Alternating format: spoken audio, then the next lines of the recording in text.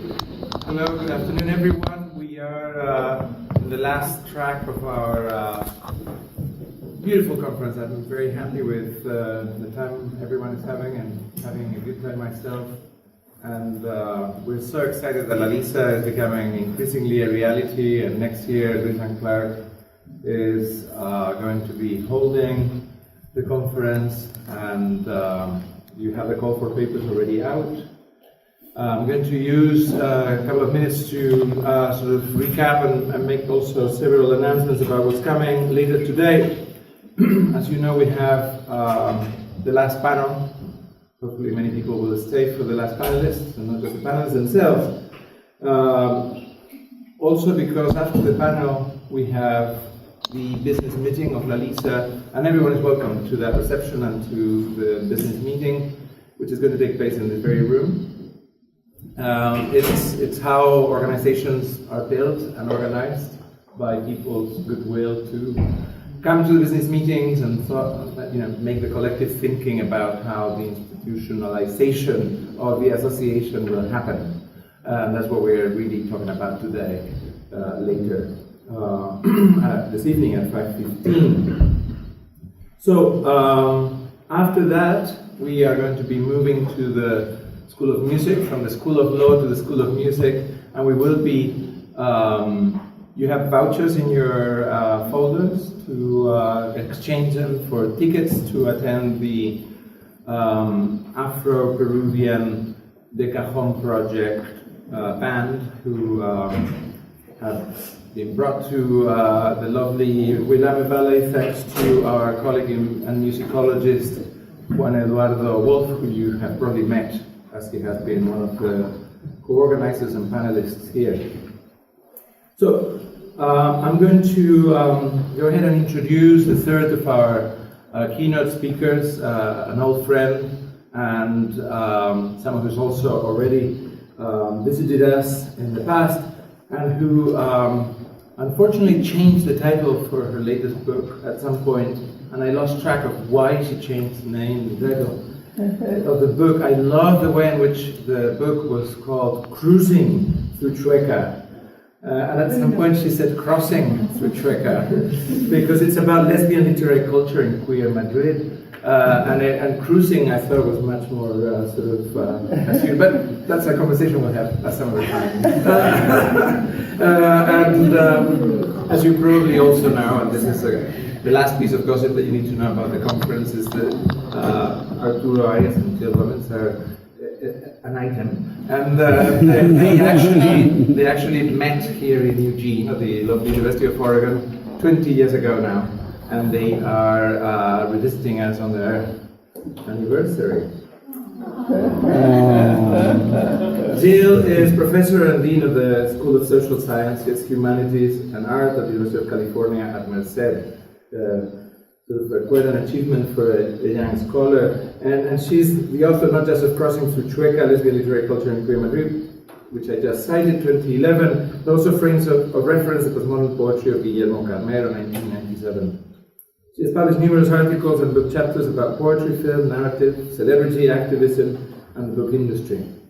She received a fellowship in December 2015 before joining Merced from the National Endowment of the Humanities for a single author book about poetry, violence and trauma in relation to the March 11, 2004, which I have heard she's probably going to go this very summer to work on it,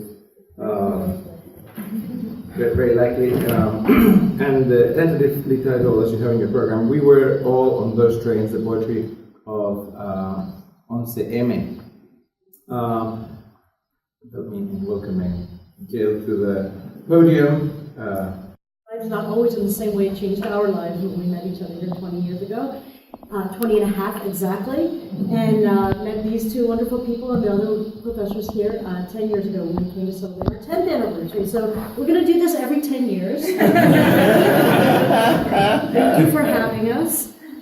It's not cruising, Pedro, because women don't cruise. That's why I had to change it. Okay, thank you. So, and it's about the difference between what women do and men do in Chueca. I haven't read it. That's right.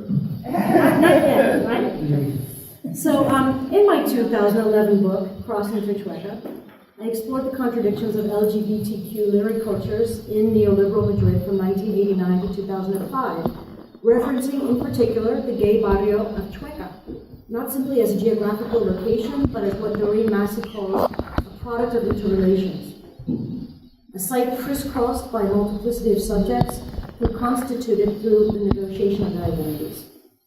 I argue that Chueca is also a political space and an economic one, as evidenced by the different forms of consumption that have determined the planning and use of space, as well as its cultural representation. Crossing Through Chueca ended with an image of the uneasy union of liberalism, heteronormativity, and neoliberalism in the Pride March of 2005 that celebrated marriage and adoption rights for gay and lesbian couples, but marginalized the more radical queer element. This group has now emerged as a force to be reckoned with in the Orgullo Indignado, a movement linked to the broader socio-political phenomenon of the Indignados. So my current book project, which hopefully my provost will let me finish revising, if he doesn't take that NEH. My current book project, We're All on Those Trains to Portrait Once M.A., continues to look at the urban space of Madrid, this time focusing on the March 11, 2004 train bombings known as 11M, that gave an initial impetus to the Indignados phenomenon. My study revolves around the poetic texts that were left at the spontaneous shrines erected at the bombing sites, published in books, newspapers, and anthologies, incorporated into monuments, stored in archives, and or posted on blogs and other electronic forums. An analysis of these texts, I argue, reveals the contradictory cultural forces that underlie notions of national identity, economic transformation, the role of the media, and the social contract in Spain today. Let me give you a little bit idea of what the book looks like. After an introduction that addresses questions of trauma, memory, writing, and the particular historical, political, and ideological context of the Madrid attacks, the book is divided into 5 chapters.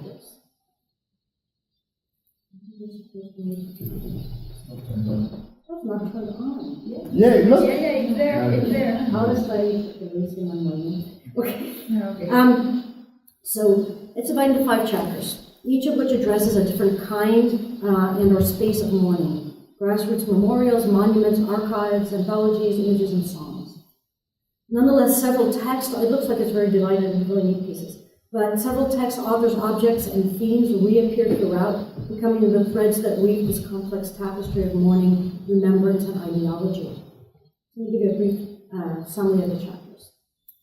The struggles to define the past, present, and future of Spain in relation to 11M, the readings and writings, as it were, have quite literally taken place in the urban and cultural spaces of the capital, and they've both exposed and reconfigured the meaning of those sites. Key among these places have been the spontaneous shrines or grassroots memorials, and there's a lot of theory about what those kind of sites are, that now regularly appear, and I'm quoting now Margie and Sanchez Cafetero, appear if the person who passed away is a personality with a high mass media status, or if those who are killed are considered victims of senseless violence, traffic deaths, or terroristic or natural disasters, which are human instigated or represent a hazard from outside beyond personal responsibility, allowing one to blame the other. Among the objects that generally adorn such sites, and we've all seen them, like candles, stuffed animals, flowers, religious symbols, the Madrid train stations were papered with original or copied poems and song lyrics in much the same fashion as the so-called Ground Zero after the 9/11 attacks. Despite the similarities that arise from its global template, however, each site uses recognizable symbols that can be read rhetorically. In chapter 1 of the book, I argue that some of the rhetoric of the 11M grassroots memorials is specific not simply to Spain or Madrid, but to the neighborhoods most directly impacted by the attacks, which have very different histories in relation to many of the symbolic features of the sites themselves, including the Spanish flag, black ribbons, white hands, prayer cards, hymns, and of course poetry. In order to read the sites then, one must take into account the history of the city, the neighborhoods impacted by the attacks in relation to the ruling Partido Popular, and the urbanization projects of the 1980s and the 1990s, as well as the social narratives about those projects. Although ideological markers may seem to dominate the horizon at grassroots memorials, The places are also sites of public reading and public writing, which means that, again, Marbury and Sanchez Carretero, the creators of grassroots memorials are active producers of meaning and symbolism. Beatriz Franco claims that this process, quote, constitutes a program of action. The result is a new kind of shrine bound up in multiple cosmopolitan literacies. In this context, chapter 2 of the book examines the ways in which the reading, rereading, singing, and writing of poetry may interrupt the narrative that come to dominate in society about the meaning of traumatic events and of the sacred in this context. The chapter also considers the process of collective and cultural memory of the sites, and it contemplates the implications for literary history in Spain. So, whose poems were put there and why, which poems are in Atocha, which poems are in the other train stations I'm going to be talking about today. Chapter 3 is the topic of today's talk, so I'm not going to summarize it. And the next chapter, the digital representations of the event and its aftermath, also invite us to consider the interrelations between poetry and other communication technologies. The fourth chapter then examines poetry in relation to the iconic photo images that appeared in the newspapers between 11M and 14M, and which have come to represent or even stand in for the memory of the events, much like the falling man or the rescue workers of 9/11. It also explores the theorization of communication technology and the visual image in poems dedicated to 11M. The chapter ends with a consideration of what is left out of the picture, LGBTQ victims and their work, and feminist concerns, which are considered not to be appropriate topics for conversation during an election. Quite violently so. The final chapter picks up some of the threads from chapters 2 and 3, elaborating further on the topic of songs, solidarity, and remembrance in relation to 11M. It begins with songs composed and or recorded for the album No Os Olvidamos, taking into account the concept of musical solidarity dating back to the 1930s and continuing through international phenomena like We Are the World and Madrid. The second section examines hip-hop, which actually began in one of the barrios affected by the attacks, focusing on the song In el Último Tren by the group Arma Blanca. The chapter concludes with considerations of the sacred and the profane as they are manifest in Pedro Florencio's 11M book, Onda Expansiva, which has a choral section. And a great critique of capitalism. Okay. So let me give you some background about the events for those of you who don't know about them.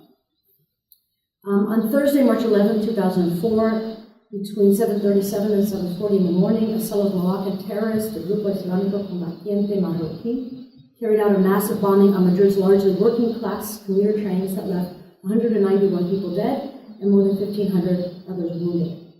The event was the second of 3 highly visible jihadist attacks on the West between 2001 and 2005, and it triggered contested cultural and collective memories that must be understood in the context of the establishment of democracy after a long period of authoritarian rule under General Francisco Franco, which itself represented the culmination of a bitter and bloody civil war. Spain's transition from dictatorship to democracy was part of a trend of democratization during the 1970s, which included countries in Latin America, Asia, and Europe, Portugal, Spain, and Greece. As Andreas Levenhall explains, the ways in which democracy was secured in this third wave of democratization introduced a unique set of problems, including, and here I quote him, a possible contradiction between politically pragmatic and judicially morally just ways of addressing the past, as all 3 transitions, and especially the Spanish one, were accompanied by impunity for the perpetrators on part of the democratic regime. While this strategy was legitimate insofar as it aimed at the successful completion of the democratic transition, it also triggered reproaches by the victims of authoritarianism and therefore kept the authoritarian legacy on the agenda. Levenhall goes on to explain that an agreement not to raise the ghosts of the past helps to stabilize democracy in the initial years, but, quote, once the democratic institutions have acquired a certain acceptance in society, silence about the past crimes may become dysfunctional and result in social conflicts over interpretations. Certainly the case. Thus, in Spain, the transition to democracy after the dictator's death, accompanied by the so-called pact of silence about state crimes under his regime, did not resolve the conflicts between the perpetrators and victims of the post-war period. Because the perpetrators have never been prosecuted, the mass graves of the victims have only been partially exhumed, and no public apology has ever been issued to the victims or the heirs of repression. We see the kind of dysfunction and social conflict that Levenhall describes emerge in the political response to the 11M bombings, which occurred 3 days before national elections in Spain. The ruling party at the time of the attacks was the right-wing Partido Popular, the heir of the Francoist party, the Alianza Popular. Its strategies for addressing the crisis clearly gestured toward concerns regarding national unity in the face of internal separatist terrorists, a legacy of Francoist politics and ideology. Even in the face of overwhelming evidence that the perpetrators were jihadist militants and were initially identified by the police as al-quaeda, the PP clung to its original story that the perpetrators were members of the vast separatist terrorist organization ETA. The party had relied heavily on a strong anti-terrorist record during the campaign, touting the support it received from the U.S. to define ETA as a terrorist group and combat it in the context of the so-called war on terror, and portraying the left-wing Partido Socialista Obrero Español as soft on ETA.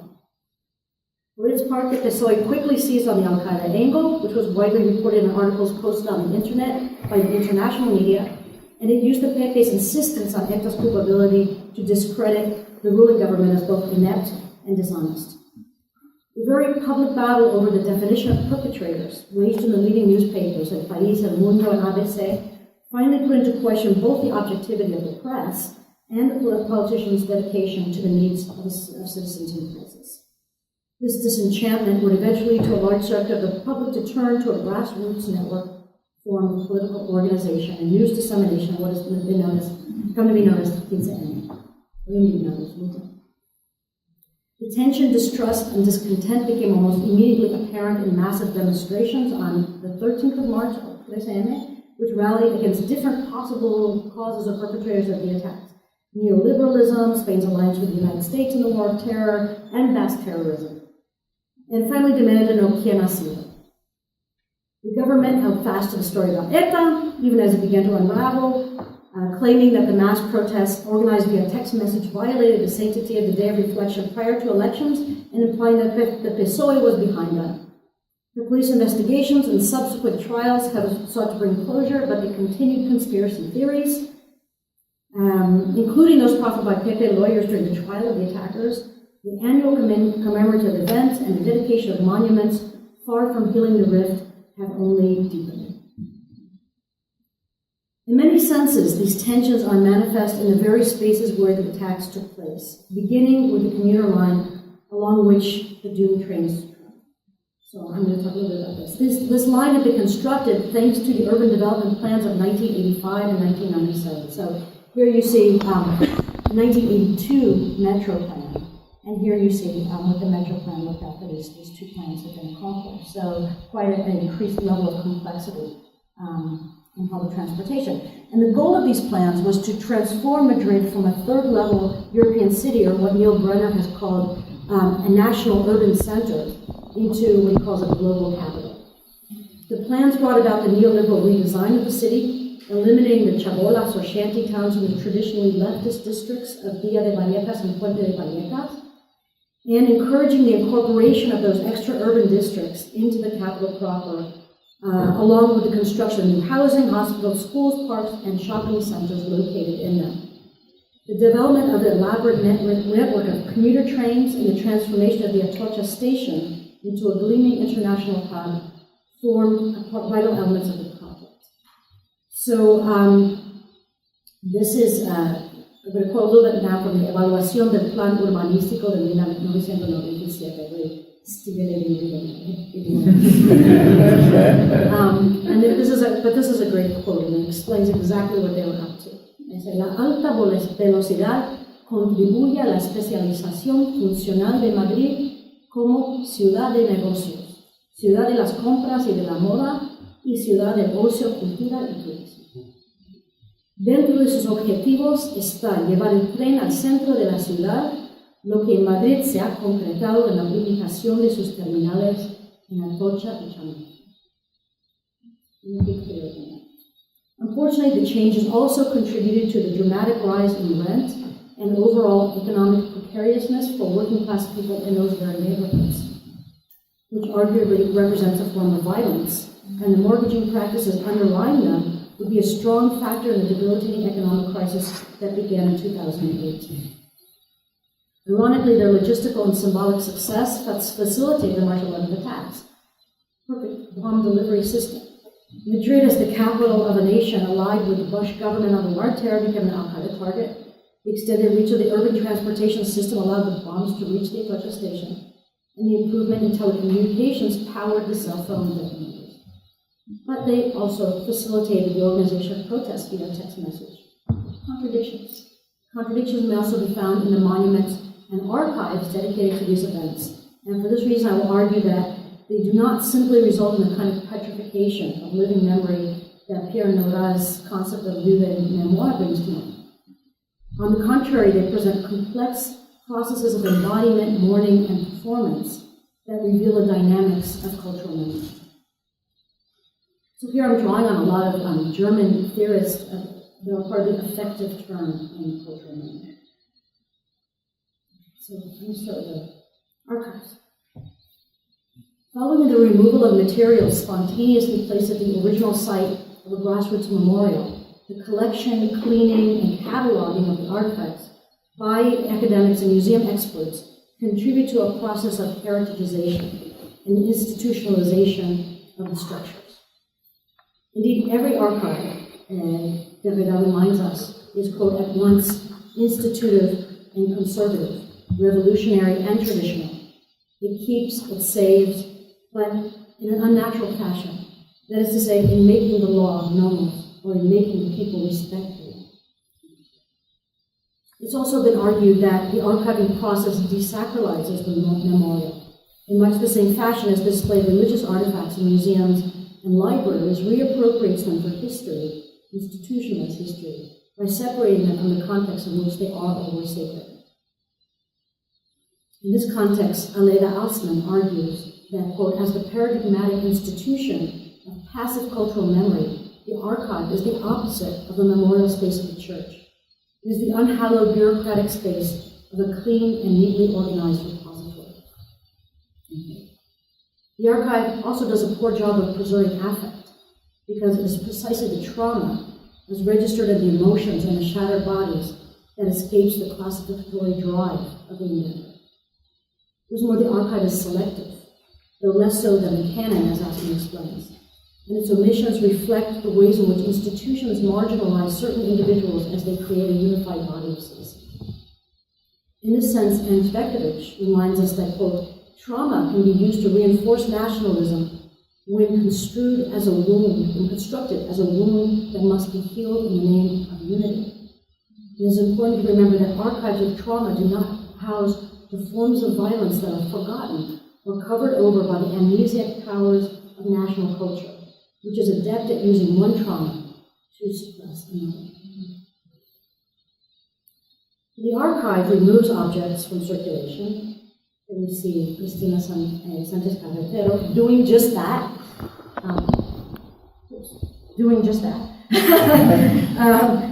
But this archive of mourning, which was created from all the objects from the grassroots memorials, is now housed in a small library.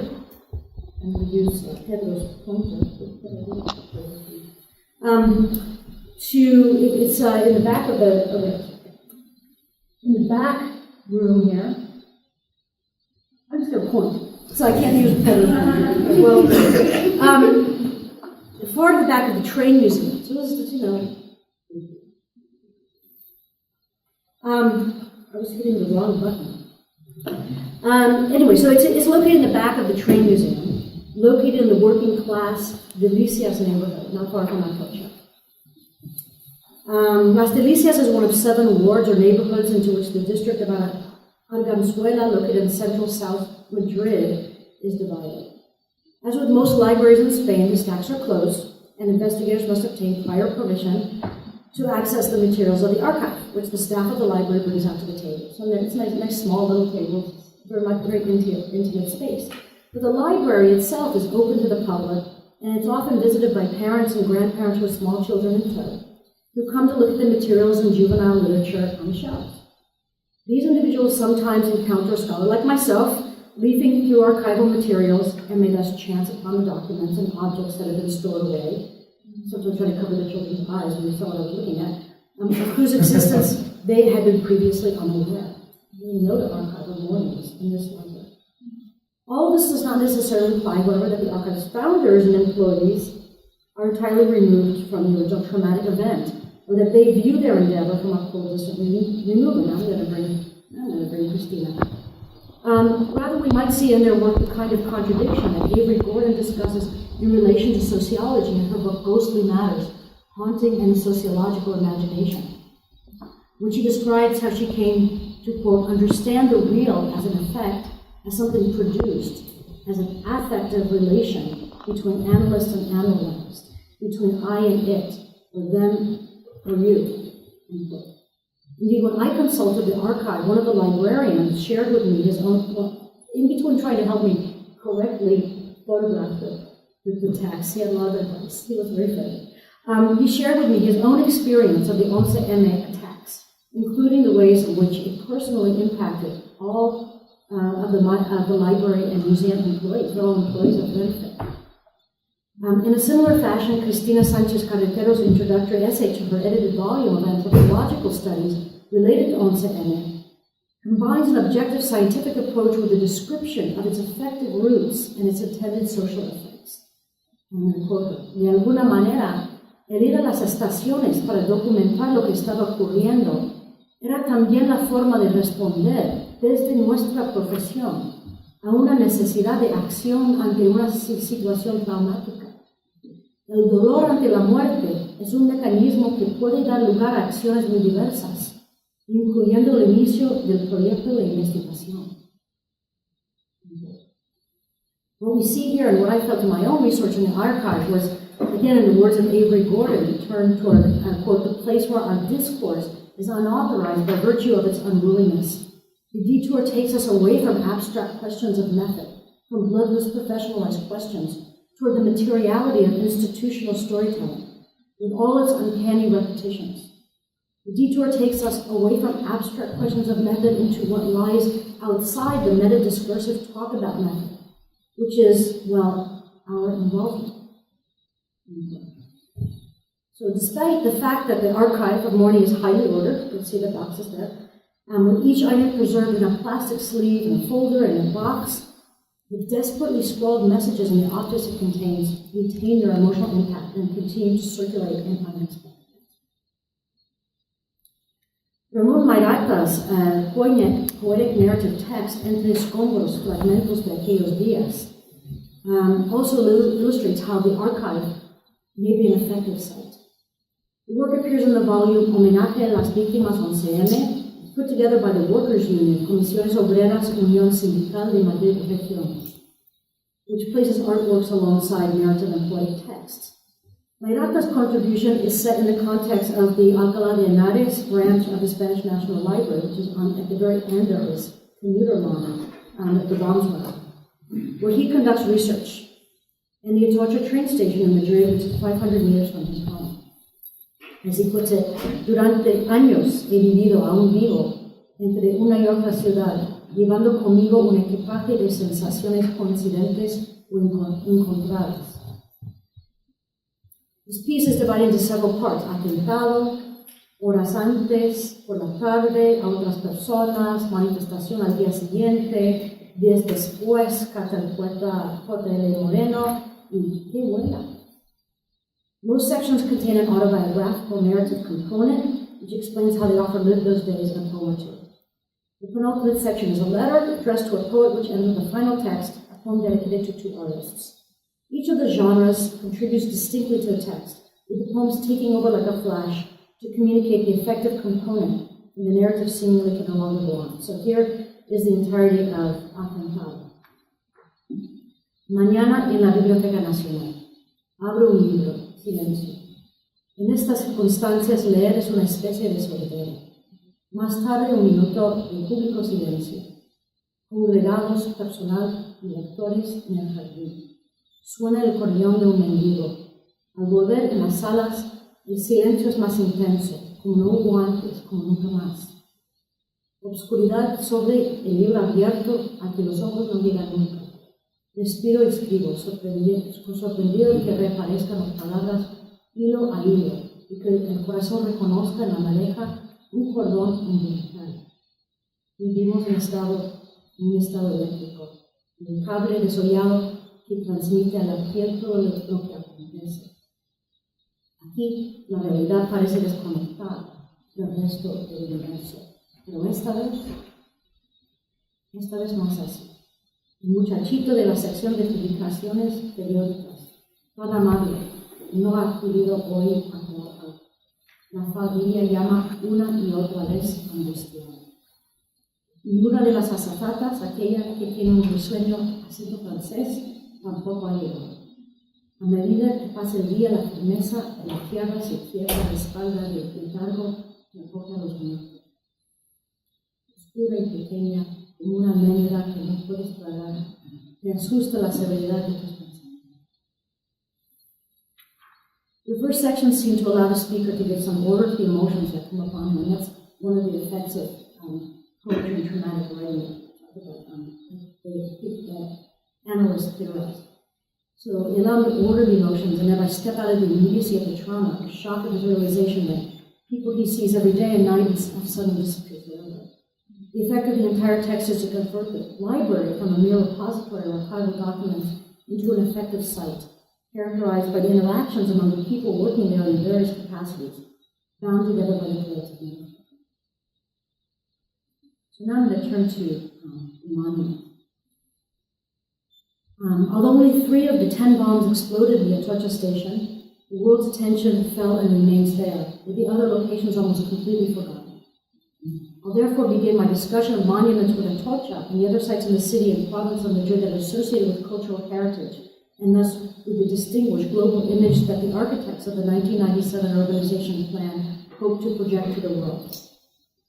The grassroots memorial inside and around the Atocha terminal building will be moved in June 2004 by petition of the workers in the station and replaced. They couldn't stand to go to a place which was like going to a cemetery to work. And it was replaced by a computerized espacio de palabras, which remained in place until 2007. The technology of the electronic site, could be seen as dramatically altering the act of writing there. Since rather than reading people's discourse and then adding to the chorus of voices like you do when you're writing like in a palimpsestic manner on the texts that are posted, people wrote on other people's texts and on the walls themselves. Instead of doing that kind of writing, visitors instead interact with a computer screen and keyboard individually or with small groups of family members or friends. This kind of writing also requires a certain degree of computer literacy, minimally the ability to type, whereas even an illiterate person could leave an object at the original sites. Even those with the capacity or capability of writing on the computer, however, lose the kind of physicality that handwriting involves, and the particular textures and connotations of writing materials. One of the pages that people wrote on were pulled out of notebooks or textbooks, or they were medical prescriptions and things like that. So we lose that sort of materiality. I would argue that the technology nonetheless allows for a continued physical interaction with the site, as the visitors must first touch the screen with their hands, adding their own imprint to the iconic symbol of solidarity with the victims before contributing their own words. At the same time, the symbol of the hand, which was developed in response to ETA violence, as well as the other images on and surrounding the screen. That's from the memorial, and then they put it onto the site as well. May condition their interpretation of the events and their own writing. So that you see on the screen behind where the computer screen is, there are a number of images, and these are directly taken from the texts that are in the archive. The act of touching, however, evokes a kind of physical contact with the dead, even if what the writers touch is a cold screen rather than textures of paper, clothing, and cardboard that populated the original shrines and whose previous contact with bodies of the dead and the mourners metonymically summoned their presence. The form of the text written on this electronic site is likewise conditioned by its technological characteristics. Of the tens of thousands of messages archived by the Consejo Superior de Investigaciones Científicas, most take the form of brief messages, almost like emails directed to the bereaved and the dead. There are, and this is a computer shot of, a screenshot of one of the pages in the archive. There's 70,000 electronic messages stored there. So most of them take the form of brief messages, as you can see here, almost like emails directed to the bereaved and the dead. There are nonetheless several poetic entries, and you can see that big block I have marked there, including brief lyrical texts, quotes from poems and songs, and even full-length poems. The content of these texts contrasts strongly with the rather cold image of the site's mechanical output, which, like the other objects and text from the memorials, is housed in the archive. The writers would not see this output, however. Rather, they would send the messages off into cyberspace, which could be felt as a way of sending them to the dead in another world, or directly like an email to the living who are still in mourning. Also recorded on the site are the geographical origins of the authors. So the message suggests a kind of ghostly coming together of far-flung bodies in a commemorative site, especially in the Atocha Station, where people are coming from all over the country. The materiality of the body is a key feature of the most well-known 11M monument. Part of this structure can be seen on the street, a shimmering, transparent tower of clear glass blocks jutting out into the station at an angle, visually recalling the explosions. Inside the layer of glass blocks is a clear membrane, you can see on the right there, on which messages to the victims in numerous languages are inscribed in a continuous spiral text. The architects, FAM Arquitectura y Urbanismo, describe the rhetoric of this linguistic presentation in relation to concepts of transparency, light, absence, and structure, but also as a metaphorical representation of the body's connective tissues, membranes, and skins, tattooed with poetic messages and encased in a glass structure that explodes like a frozen blast out of the building into the Madrid sky. Esta membrana está sujeta por succión. Unos ventiladores crearán un vacío entre los dos pieles que permitirá que el monumento se mantenga en pie sin ningún elemento opaco que oscurezca la idea del proyecto. Los mensajes serán vistos a través de la piel de vidrio durante el día y aparecerán de distinta manera durante la noche. Esta cúpula interior totalmente solo estará formada por letras. La membrana transparente nace en el interior de la sala para llegar los mensajes a la ciudadanía. Again, sending the messages out to the city, like the emails.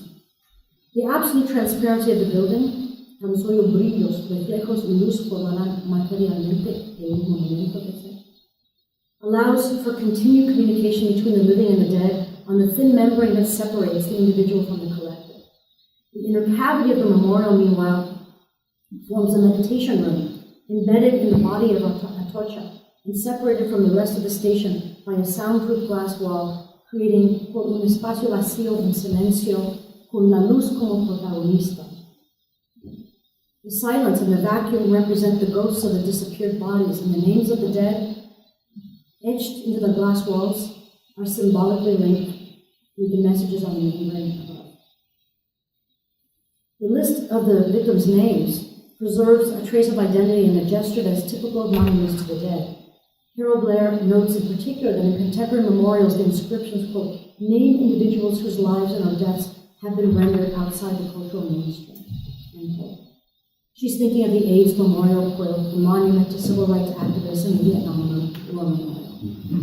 The names on the 11M Memorial are largely of the economically and legally marginalized, working-class citizens and undocumented foreign workers living on the outskirts of the capital who are coming into the center of the city to work.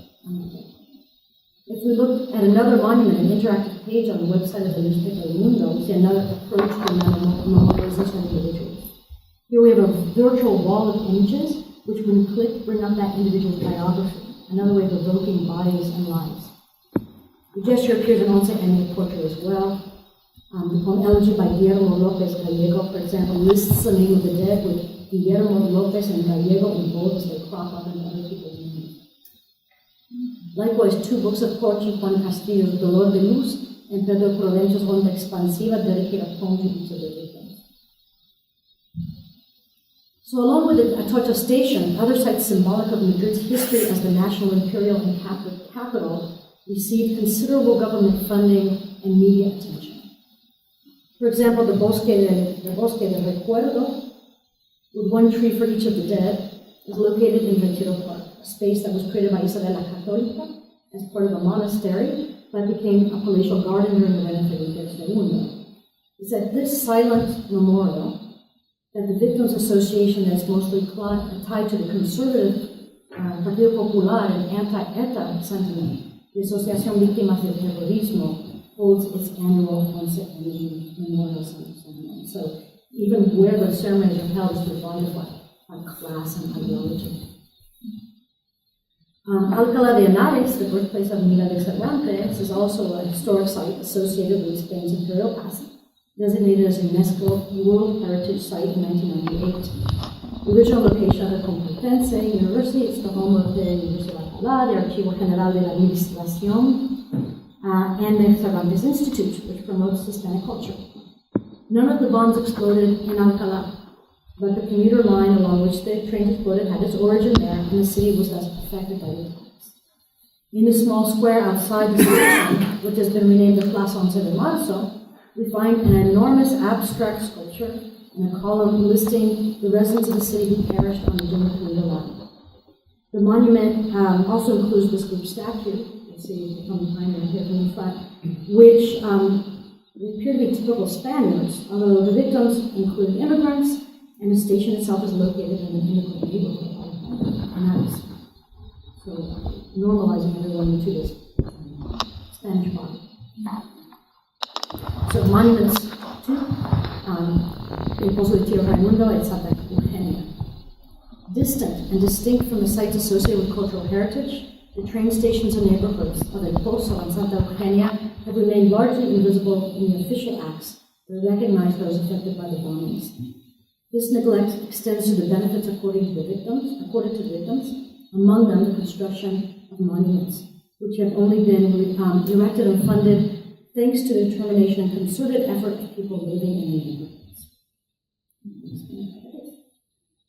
This is El Pozo, and you can see it was bomb went off in that station.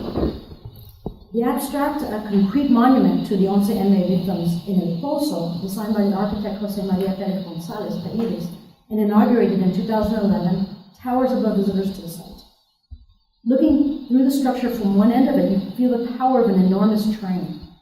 But from the side, you can see that it's a train that's been broken into pieces, like the trains themselves on a fateful day.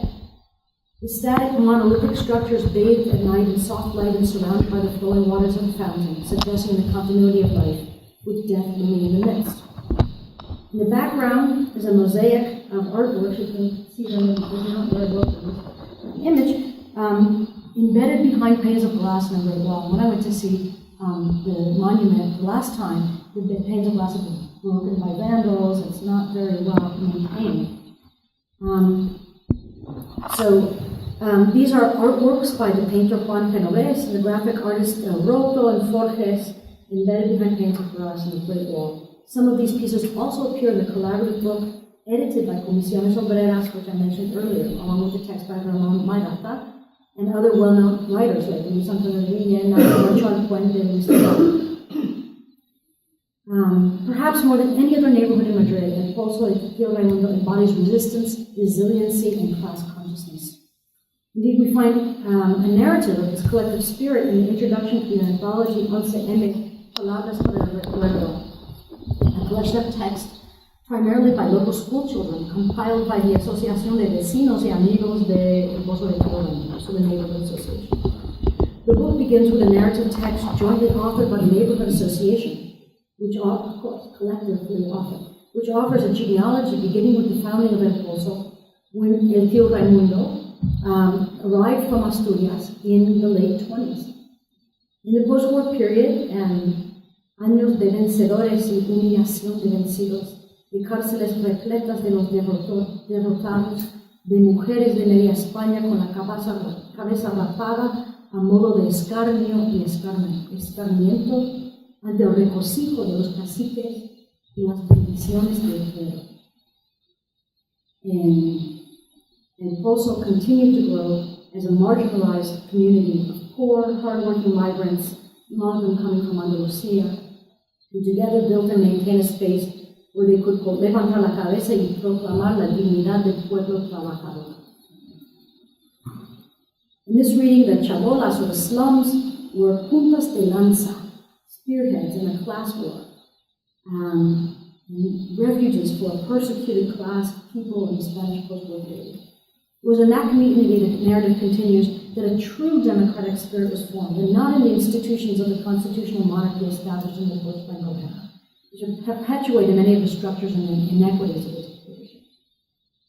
Far from the image of filth and delinquency that justified the dismantling of the chabolas, the last of which fell in 1986, this text highlights the intellectual and political nature of residence through the 1960s. As the introduction explains, poetry, and particularly social poetry, played an important role in the process. Not surprisingly, then, many of the texts in the collection reflect concepts of democracy, solidarity, and class consciousness. Ruben Sanchez, a child in the 4th grade, writes of how the Spanish people protested the decision of then-President José María Aznar to intervene in the Iraq War. Another poem collectively written by 11-year-old children in the 6th grade decries the death of innocent people due to the ill-fated error of the president. Gente inocente muere por el error del presidente y familias deprimidas lloran en sus niños. Cristina Maceda, another 11-year-old, writes of solidarity leading to a peaceful world. Another poem likens the dead to a defenseless flower destroyed for the sole reason that they belong to the working class. Echoing Neruda's explicó algunas cosas from his 1938 anti-fascist book, España del Corazón. And I'm going to quote this text. El buen quehacer de unas gentes quedó marcado en tragedia. En la frialdad de la noche, con desmesurada violencia, desgarrarse en las entrañas a tanta flor indefensa, que solo mal cometieron el de ser de clase obrera. Un funesto 11 de marzo, teñida quedó la mierda por la sangre derramada de una silenciosa. The author, Cruz Moreno Aranda, wrote the poem on March 26, 2004, when he was a student in Padre Mariana Public School, located in the neighborhood of Entre Dias, another stop on the ill-fated commuter train line. It's written in the ballad form, 8-syllable lines with accent rhyme and even verses, symbolically placing its young author in the traditional role of the minstrel, declaiming his verse in the public square to a popular audience. Using this poem to recount the violence that the working class suffers, he recalls the tradition of Lorca's romancero gitano. The allusion to Lorca, which was assassinated by right-wing nationalists in 1936 at the beginning of the Spanish Civil War, also appears in the poem's final lines. Si somos hojas caducas, cuando el viento nos sigue. Keep in mind the last lines of the young for Ignacio Sanchez in the fields. It's worth remembering in this context that the repression of the post-war years also had a cultural expression in the censorship of authors and aesthetic tendencies, including those, of course, like Lorca and Miriam. So, last train station. Elsewhere, frustrated by the lack of material support from the Popular Party government of the community in Madrid, and angered that the victims of the poor communities were not consulted in the design of the other sites at all, the Neighborhood Association of Santa Eugenia raised money to create its own memorial. The work was completed in 2007. It seems to be not a fully effective remembrance. The small statue is not prominently displayed on the grounds of the station. It looks huge here because of how I took the picture. But it's across the street in an isolated weedy patch. It doesn't look weedy here because it was pretty recent. It's really just abandoned across the street about this time. Nonetheless, the residents hold commemorative events at the site, including an annual memorial ceremony with local school children. In 2012, for example, they left flowers and sang a well-known pop song, No Dudaría, by Antonio Flores, whose theme is anti-violence.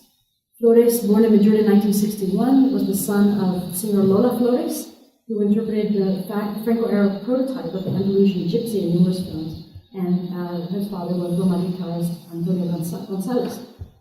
Although Flores might have easily lived isolated by his parents' wealth, he instead immersed himself in life on the streets, and he was a popular figure with residents.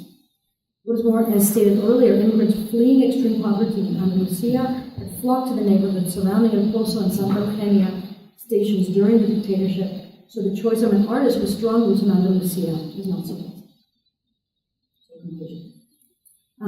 In addition to the exclusions that archives and monuments produce, an essential dilemma underlying many of the institutional responses to violence is that their definition of the dead as victims and the attackers as terrorists may be used to justify future violence. This kind of thinking has underpinned the global war on terror, as we so clearly see, which has eroded civil rights and undermined national and international law, as well as national sovereignty, even as it has sought to defend nations and their citizens from external threats. Indeed, it was arguably Spain's participation in the preemptive war against Iraq that precipitated the March 11th bombings, which in this context would be construed not as an act of terrorism, but as an act of war. We know, of course, that the U.S. drone attacks alone, justified by 9/11 and the failed Iraq war, have killed many more civilians, including hundreds of children, than the 11 bombings. Within Spain itself, meanwhile, the official gatherings at the monuments and memorials have been opportunities for political speech-making that turns the victims' groups against each other, negating and thereby exacerbating the pain of many people affected by this act of violence, whose wounds, literal and figurative, have not healed, in some cases never will. Despite these disputes linked to the origins of archives and monuments and institutional and political practices, the various acts of reading and writing in archives and monuments resist reductionism, preserving to some degree the effective link to traumatic events and their passion.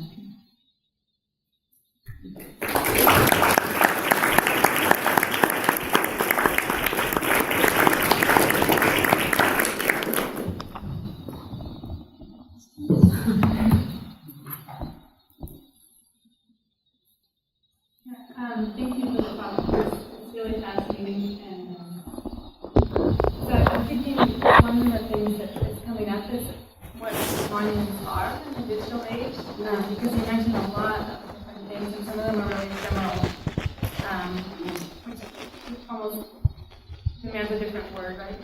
Monument, stone, and something big. And in Spain, I think is the most famous monument. So thinking about that more monumental type of monument, I'm curious which has ideological use values in terms of nationalism. And I'm wondering about, the more permanent and the bigger monuments that you mentioned, how they engage or close off Spain's from nationalism. And if there's a tension there with different kinds of nationalism in Spain. Yeah. And I'm also thinking with the same question, that these are years when Spain is still very much a country of immigration. Yes. So just I'm curious about how the issue of nationalism. Yeah, that's a great question. It is something that I can talk about in a minute, because first of all, the construction of discursive construction of 11 as Spain's 9/11, in Madrid as the center of Spain, Madrid as the heart of Spain, as an ideological construction to begin with. And so Spain has been attacked in its heart. Madrid is its heart. It's a single body going back to Ortega, right? And it was the head in Ortega that's the heart here. Is a very nationalist construction, and so there's the response.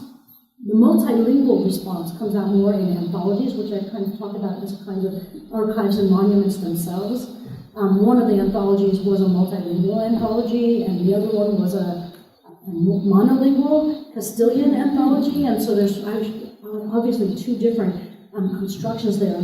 What is the voice of Spain, and how is it heard? But the multilingual one talks about the four languages of Spain, and so then, of course, we're also excluding all kinds of other voices. And particularly, given the number of victims, the number of the dead who were not Spanish at all on that train, that construction of this event as a national tragedy is also ideological, right? So after Spaniards, the biggest number of victims on the train were Romanians, right? And there's a lot of anti-Romanian sentiment in Spain, and even around 11M, there was a silence of a couple of witnesses who came forward, a couple of women who came forward, who were covered in mundo very violently as liars, because they were presenting the attack as not ETA, right? And they said their husbands had been there, and they were saying they were liars, because they're Romanians, of course. We know that all Romanians are liars, and immigrants are liars. But there was footage, that footage from inside the Atocha Station, the video footage, which is devastating when people are going up on the escalator, when one of they turn around to see the bombs, and another bomb goes off and they disappear.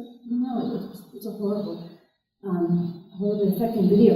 But in one of the tapes of in the station, there's footage of the husbands of those women proving that they were actually there.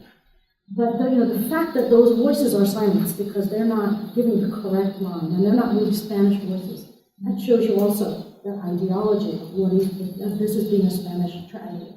And again, you see that in those statues in Alcalá. They're just Spaniards, and most of the people affected were not.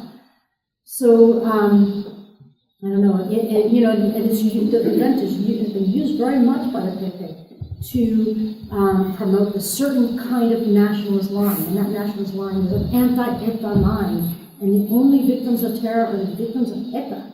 And if you're going to say this is an ETA act, you're not Spanish, right? You're not really Spanish. To the extent that the head of the association that got that this monument built was herself portrayed. Pilar Manjón was portrayed as the mother of one of the victims. Was portrayed as a traitor for criticizing the way both the right and the left, as I was talking about, the PP and the PSOE, both wanted to use this event to promote their own political agenda. And she protested that, and she's been ripped to shreds in the media. She's ripped to shreds. Even there's a law against attacking victims of terrorists, people affected by terrorists in Spain. They claim that only applies to ETA victims. She's not really a victim. They said that her ex-husband didn't protest because who knows if he was even the father of that child. Those kinds of, they call her una puta because they have to, they're again pushing her into this vision of what the working class woman was seeing in the post-war period, bringing back those particular ghosts. So she has to be an unreliable narrator. She's from the working class. She's a woman. She's unmarried. She must be, and her son must be illegitimate. And the things they've said about her son, who knows if he was even married on the train? It's completely ideological, class-based, with two competing notions with the PP and the PSOE of what Spain is and what the event means, right? And so I talk about that in the chapter about the grassroots memorials, the kind of text people put there, why they put them there, what their narratives are. But there's a multiplicity, that's not the whole story. There's all these other kinds of people affected who put different kind of texts and have different kind of reaction to the events that unravel, and maintain a different kind of affect that interests me as well. I mean, those narratives interest me politically, but it's not the whole story. Thank you so much. The project sounds incredible and so relevant for Spain even today. Of course, I'm wondering, as you finish contrasting these two views of the event and of how to narrate it and how to celebrate it between PP and PSOE, two things. One is that, of course, and that's the context that I'm sure you covered in the introduction and elsewhere and not in this chapter. So the attacks happened 3 days before the general election, where PP had absolute majority of power at that point, and it lost the election due to the way in which it mismanaged probably the bomb attack by lying compulsively about ETA being the author of the attack. And so PSOE took over the government, and it was all incredibly just confusing because the PP had been even taken the case to the UN immediately to denounce ETA through the UN. So that to completely obscure the fact that we were in Iraq and that it was... Because of us not, Yeah, because of us not. So I'm just wondering, first, how was, I mean, do you trace those moments in your book? That's the first question. And then secondly, how does the new post-15M, the sort of Indignados movement, of which Pilar Marjón, who you were just referring to, also belong, and Podemos and the populist movement, how have they become invested with the remembrance of 11M as a working class sort of victimized moment? So I think I talked a little bit about that, what happened in the press, and then the analysis of what happened in the press. You know, in part, what I want to talk about is how fake news has become a big thing now. When I wrote this, we didn't talk about fake news. But it's a moment in which people lost confidence in the press precisely because of the way it was being used ideologically by the two parties to present absolutely opposite versions of reality. And the PP has never let go of that version of events. It still insists that it was ETA. It insists at the trial of the Moroccan perpetrators, the PP, they're supposed to be prosecuting the people who did this crime. Instead of doing that, they tried in every which way to get the Moroccans to admit that ETA had provided them materials. Right? So it was just, so that is a big part of what I can talk about, that whole political context. And Pilar Marjón, in that context, her ex-husband put together one of these anthologies of a site, the text dedicated to his son. I mean, there's just heartbreaking material in here, and how these political battles really destroyed these individuals. But Pilar Marjón, she created an association that was not called a victims association. It's called 11M Afectados de la Violencia. And in that association, which she was president for a very long time, enter not only the people who died and were wounded and lost people in these attacks, but victims of gender violence, homophobic violence, and all kinds of violence. So there's a different concept of what terror is: domestic terror, state terror. Patriarchal terror in general. And that's a very different definition from the other victim sites, which are focused on ETA. You know, ETA can enter here too. Everyone can enter, but we're afectados, we're not victimas. And on that site, she has, there is a section that has poetry as well. And some of the poems are the poems from the archives, and some of the poems are the poems that have been written afterwards. One of the authors of the associated with Julia Varela, has a text there. It's a beautiful text. She's one of the people who was pushing this kind of alternative publishing movement, right, to publish open source books and so forth associated with Traficantes de Sueños, with the librería Traficantes de Sueños. So there's a lot of connection. You could say that a lot of 15M comes out of this moment of profound disenchantment with the political class. The whole political class on the right and left, not just the people.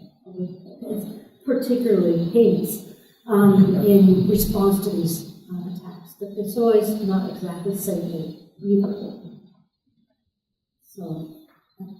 When you said before that Green was represented as the heart of the country, and I'm wondering what happened if the other organs reacted. Because, you know, as you said, whenever one of these things occur, and we're seeing it these days with areas, with, you know, around the world, people go to the embassies, they do flowers, whatever, this allocation was really far away. So what happened?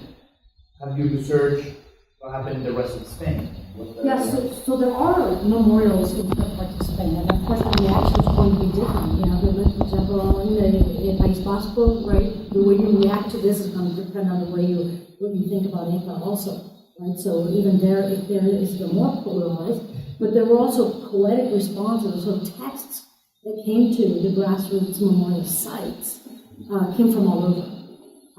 So the official poet of Valladolid sent his text, but also there were a lot of texts from Latin America, because this was the time when not just Latin Americans, but Andeans were the majority of Latin Americans in those working class neighborhoods, living alongside these other foreigners, because the people in these neighborhoods were not Madrileños, they were Asturianos and Andaluzes, right, in the majority. And then you've got the Bolivianos and the Peruanos and the Ecuadorianos, right, who are the other big groups of people there. So you do have texts coming from all over. I have done less with that to date. I need to do more with the Latin American text in particular. And that's what I'm working on for NASA in 2 weeks. But yeah, there were echoes, there were poetry events, memorials, grassroots memorials, yes, but not permanent memorials in the other sites. Permanent memorials are, generally in the site of where something happens, right? And the smaller ones in the site where things happen that nobody cares about, who can give the money for it. But that's a question. Yeah, there was, even in one of the anthologies, there's a text by a Moroccan as well. So there was some reverberation. I'm curious, I have a friend who was in Atocha. He was in Atocha when they just come off the train, and the bomb didn't hit him physically, but he was traumatized, of course, by many people. And he did something that I wonder if he documented elsewhere. I think, like many foreign nationals who were affected and who claimed they were affected by, I think they were offering a path to citizenship. Yes. He turned it down because, and he explains that he thought it was being somehow instrumentalized to do an offer, and even though he's a Mexican national, he's going to benefit from that. And I wonder if is that something that you found elsewhere or documented otherwise? There's some something like sacrificial yeah, and there's some unevenness there. So what I was talking about earlier with the Romanian women, they were precisely trying to claim citizenship, and the government was saying your husbands weren't really there, so you're not going to get it, right? And they had to prove so some people have to prove in a more material way that they were there.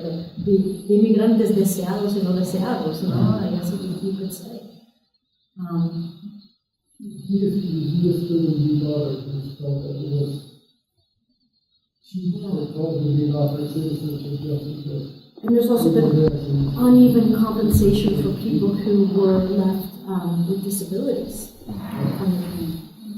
That's something that's very rarely talked about, is the question of disability in relation to this attachment. The dead and the mourning, right? The gone, but not the people who have suffered permanent injury.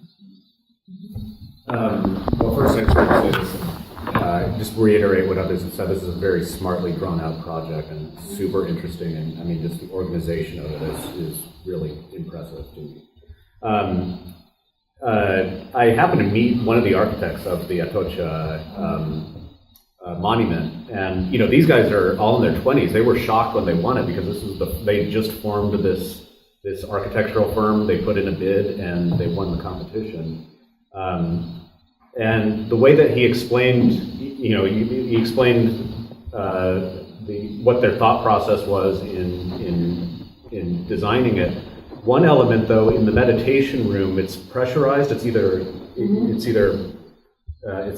vacuum drawing up. Yeah. Part of that is that it's sealed off by the glass doors so that it sucks you into the room, and then it's hard to push out. And they wanted to replicate the percussive effect of the bomb. Wow, do you have to contact with me? I do not. I could probably find it for you. Because that's really fabulous. I didn't know that. And I think it gets me thinking to a lot of the other comments that you've made. I wonder a couple of things. One, how these monuments play with the body, like as a kind of actual material body. do the other monuments, whether they're formal or informal, do they also kind of draw the body in or play with it? But more importantly, how do we think about monuments and mourning in those kinds of, corporeal affective ways, above and beyond maybe just the political order of things? Right. Yeah, that's what I was trying to bring in to my study of monuments, that there is an effective component, even when it's not apparent. This one, the one in El Pozo, I find it kind of overwhelming. It's huge. You can see the size of the people next to it. So if you're at this angle and you look through it, it just looks like a train, right? And the fragmentation comes from this side. And then I really like the dialogue with the artwork. But monuments also become invisible to people who pass by them every day. Yeah. So I would say when I was there, the only person looking at it, whoa, wow, fascinated by it, and everyone else, going on their way. So, it's alive. I don't know. For me, passing by it might be overwhelming. It might be just maybe you live something. It kind of depends on your experience and the fountain going around it, of course, the sound. I can't capture the sound in this image, but the sound is also important. The flowing of life. It's not just kaboom, right? Life continues, and the connectivity continues, and there's some social cohesion. This is not where people put their texts in the grassroots memorial, so they put them more closer to, it's like a wall. It's a very ugly wall, but it has fabulous texts on any Spanish flags. No black ribbons, no Spanish flags, no white hands. It's all class discourse, and it's all going back to a lot of Spanish Civil War, but also class-based struggle worldwide. So that kind of rhetoric is interesting. I got off topic there at the end, but people can still dialogue with them. That's what's important to me, to still be able to have a relationship with them. I don't know who was first here. I'm going to go in this order. One, two, Selecting the community proposals are very public and was discussed with the press. That relatives have something to do with it. That's what the victims from the other sites complained about, that they were not consulted at all. It was only Atocha, right? Atocha is the victim, not these places. These places disappeared in the consciousness, so they were not consulted at all. And so the memorial becomes selected by a very reduced group, right? And the Atocha Station, the rhetoric of the grassroots site, even in that station. So it has the flags, it has those things, it has a lot of prayer cards. I've talked about this in another context, where the prayer cards are from victims, mártires de la Guerra Civil Española, and there are mártires católicos, and those kinds of really personal things. Oh, we're almost out of time, so we're going to stop here because we have a 2-hour-long panel coming up, and that's the last track of the conference, and there is coffee between. Thank you all for your questions.